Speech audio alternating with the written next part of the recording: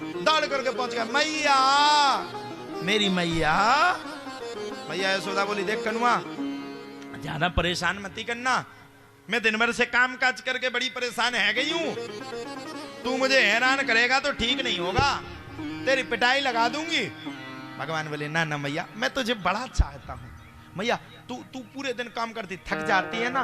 मैया बोली, हाँ लल्ला, काम कर करके थक जाती हूँ। बोले एक काम कर मैया, तेरे लिए एक उपाय है। बोले कौन सा उपाय है?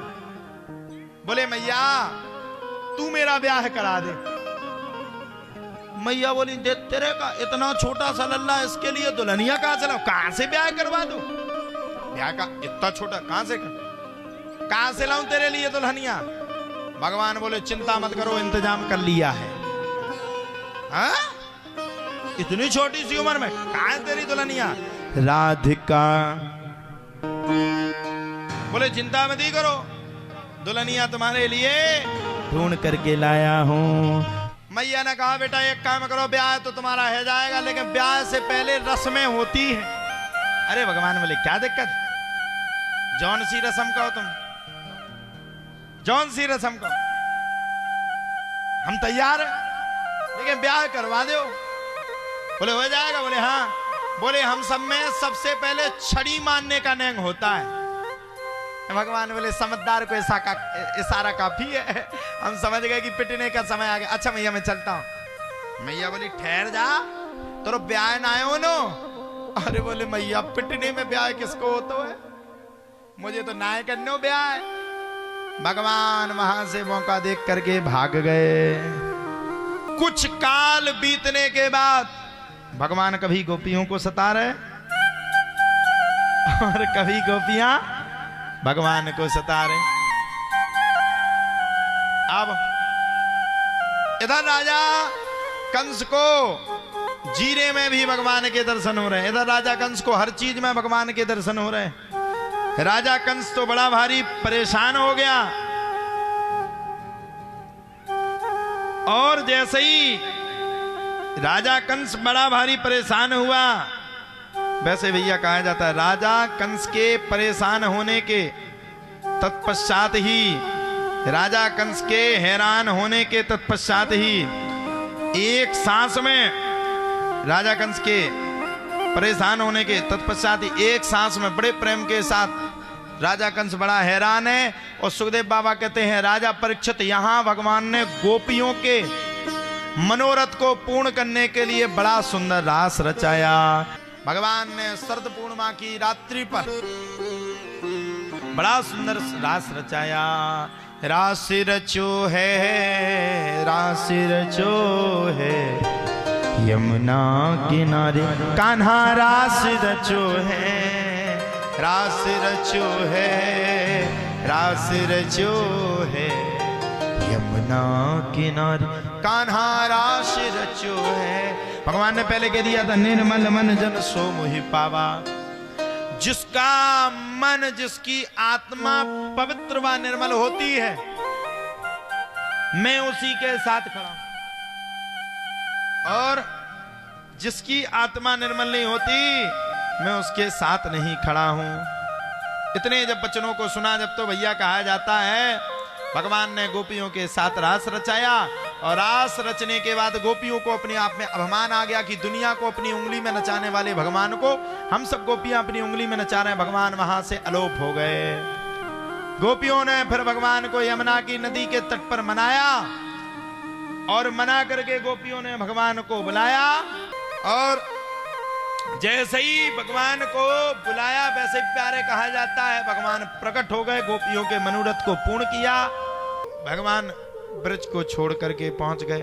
पहुंचे से वहां पर सभी का उद्धार किया। ऐरावत हाथी तक को भगवान ने आशीर्वाद दिया, और हाथी ने पहले भगवान ने शिव धनुष को तोड़ा, और शिव धनुष के बाद भगवान ने हाथी को मारा, हाथी के दांत निकाल करके आए, और युद्ध भूमि पर भयंकर भगवान लड़े, सबरे मल्लों को पछाड़ दिया।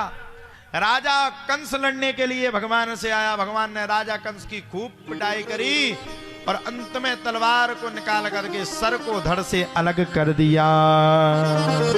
राजा कंस की दो पत्नियां थी, अस्ति और प्राप्ति। और पिता का नाम था राजा जरासंध।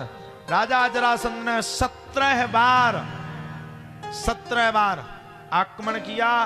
भगवान ने राजा जरासंध के 17 बार के आक्रमण को सहा।